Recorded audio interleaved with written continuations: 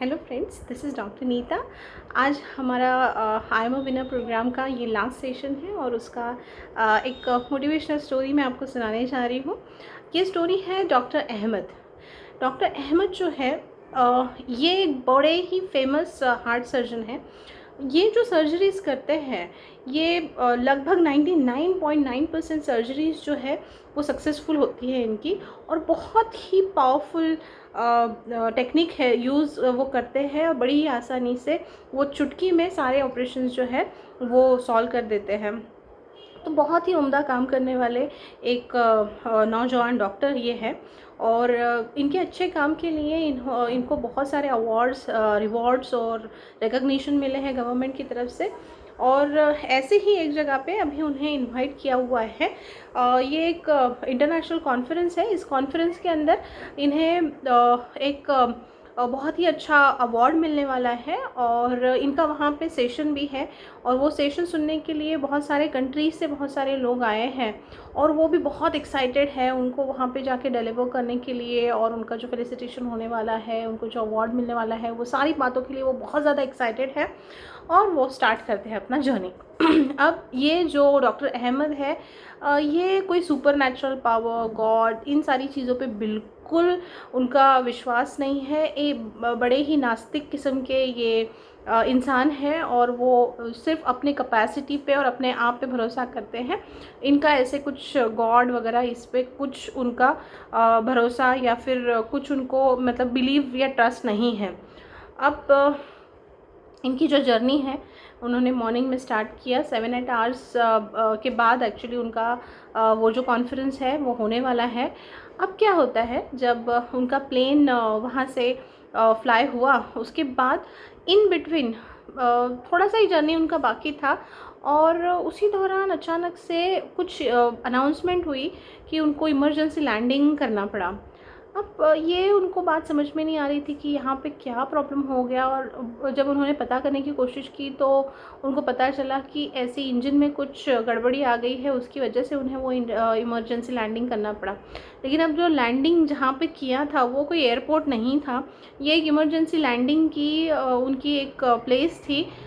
तो ऐसी कुछ टेक्निकल ख़राबी होती है तो सिर्फ वहाँ पे लैंडिंग के लिए स्पेस था, और थोड़ा बहुत एक जगह जहाँ पे लोग वेट कर सकते हैं, बस उतनी ही वहाँ पे सुविधा थी, और कोई सुविधाएं वहाँ पे नहीं थी। अब ऐसी सिचुएशन में जहाँ पे उनको पहुँचना है और सिर्फ अभी उनके पास 5-6 घंटे बाकी हैं, उस मुकाम पे जब वो वहाँ पे आए, और वो उनको बहुत फ़ील होने लगा कि माय गॉड अब क्या होगा, अब मैं कैसे जाऊँगा मेरे प्रोग्राम के लिए। अब उस सिचुएशन में जब उन्होंने आसपास सब लोगों से पूछताछ की, पता किया, तो उनको पता चला कि एक्चुअली ये प्लेन ठीक करके फिर से जाने के लिए उनको एक्चुअली सारे पैसेंजर को उन्होंने 8 घंटे का समय दिया है। तो उससे पहले भी हो सकता है और उससे ज़्यादा भी लग सकता है, लेकिन उन सब के लिए उन्होंने एक जगह पे अरेंजमेंट की है और वहाँ पे उनको रुकना है। और ये डॉक्टर अहमद के लिए बिल्कुल पॉसिबल नहीं था, क्योंकि उनका जो प्रोग्राम था वो 6 घंटे में स्टार्ट होने वाला था, तो उन्हें जल्द से जल्द वहाँ से निकलना था और वहाँ पे पहुँचना था। अब ऐसी सिचुएशन में जब उन्होंने बाकी लोगों से और पता किया तो उन्हें पता चला कि यहाँ पे रेंटल कार आती हैं। वो इस तरह की सर्विस प्रोवाइड करते हैं जहाँ पे कोई तो आके वो कार वहाँ पे छोड़ के जाएगा, और उनको उधर वाले जो सेंटर हैं उनके, जहाँ पे उनको जिस शहर में उनको जाना है वहाँ के उनके सेंटर में उनको वो कार देना पड़ेगा, लेकिन उनको ड्राइवर नहीं मिलेगा, उनको खुद ड्राइव करके जाना है। अब ये ऑप्शन जो था ये उनको अच्छा लगा, और उन्होंने ये ऑप्शन लेने का सोचा, और फिर वहाँ पे उनको रेंटल कार मिल गई, और उन्होंने अपना जर्नी स्टार्ट किया। अब जब जब उन्होंने अपना जर्नी स्टार्ट किया, वो क्योंकि उनके लिए जगह नहीं थी, रास्ते नए थे, तो he was not that much well versed of situation. तो काफ़ी उनको दिक्कतें आ रही थी, बट फिर भी कभी मैप का सहारा लेके, कभी लोगों से पूछताछ करके वो पहुंच रहे थे। बट अचानक से मौसम में ख़राबी आ गई, बहुत बड़ा आंधी तूफ़ान आने लग गया, और इस आंधी तूफ़ान में पता नहीं उनका कोई तो एक आधा टर्न मिस हो गया, तो कुछ ऐसे अनजान रास्ते पे वो चल पड़े जहाँ पे उनको एक्चुअली कुछ नज़र नहीं आ रहा था, मतलब कुछ ज़्यादा लोग नहीं दिख रहे थे या फिर रेगुलर ट्रैफिक नहीं दिख रही थी, काफ़ी सुनसान किस्म का रोड था, और बहुत ही कम वहाँ पे घर भी नहीं थे। तो पहले तो उनको जब तक घर दिख रहे थे तब तक तो अच्छा था, लेकिन अभी ऐसे हो गया कि सिचुएशन वर्स होने लगी। उनके फ़ोन की बैटरी ख़त्म हो चुकी है, अभी उनको भूख प्यास भी लग गई है और अभी उनको रास्ता भी नहीं मिल रहा है। तो और उनको भी पहुंचने के लिए बहुत ही थोड़ा समय बाकी है। तो अब वो पैनिक होने लगे, अभी उनको समझ में नहीं आ रहा कि मैं क्या करूं, कहाँ जाऊं, कैसे मैं इस प्रॉब्लम से बाहर निकलूं। तो एक आशा की किरण जो हमेशा हमें मिलती है ऐसे पैनिक सिचुएशन में या फिर जब हम ट्रबल में होते हैं, तो उन्हें भी एक आशा की किरण दिखी और वहाँ पे एक छोटा सा घर उन्हें दिखा। वहाँ पे उन्हें लगा कि शायद वहाँ पे उन्हें कोई मदद मिल जाए, एटलीस्ट कुछ नहीं तो मेरा फ़ोन चार्ज हो जाए और वहाँ से मैं किसी की मदद लेके वहाँ तक पहुँचूँ, मेरे डेस्टिनेशन तक। तो वहाँ पे वो रुके और उस घर में गए। तो वहाँ पे एक बड़ी ही सात्विक सी एक औरत वहाँ से बाहर निकलती है और वो जब उन्हें उनके प्रॉब्लम बताते हैं तो वो कहती हैं कि बहुत कुछ टेक्निकल, मतलब वो वाईफाई वगैरह वो सब कुछ पूछ रहे थे, वो सारी चीज़ें तो वहाँ पे नहीं थी। लेकिन वो बोल रही थी कि ठीक है, आप बाकी तो और कुछ मैं आपकी सहायता नहीं कर सकती, लेकिन आपको प्यास लगी है, मैं आपको पानी दे सकती हूँ, आपको मैं रुकने के लिए यहाँ पे परमिट कर सकती हूँ, आपको मैं खाने के लिए दे सकती हूँ। तो that's how actually she offered what ever she can do for him. तो उन्होंने फिर वहाँ पे वो रुके और उस लेडी ने उनको खाने के लिए पीने के लिए दिया, जो भी वो सहायता उनकी कर सकती थी। और फिर वो दे के वो फिर से उसकी प्रेयर में बैठ गई। और जब वो प्रेयर कर रही थी तो doctor Ahmed was so surprise कि पता नहीं लोग इतना क्या प्रेयर में मांगते हैं और कौन सुनता होगा, because he never believes in God. तो जब उनकी प्रेयर ख़त्म हुई तो वो मुस्कुराते हुए उनसे कहते हैं कि आप क्या मांगते हो प्रेयर में भगवान से रोज़।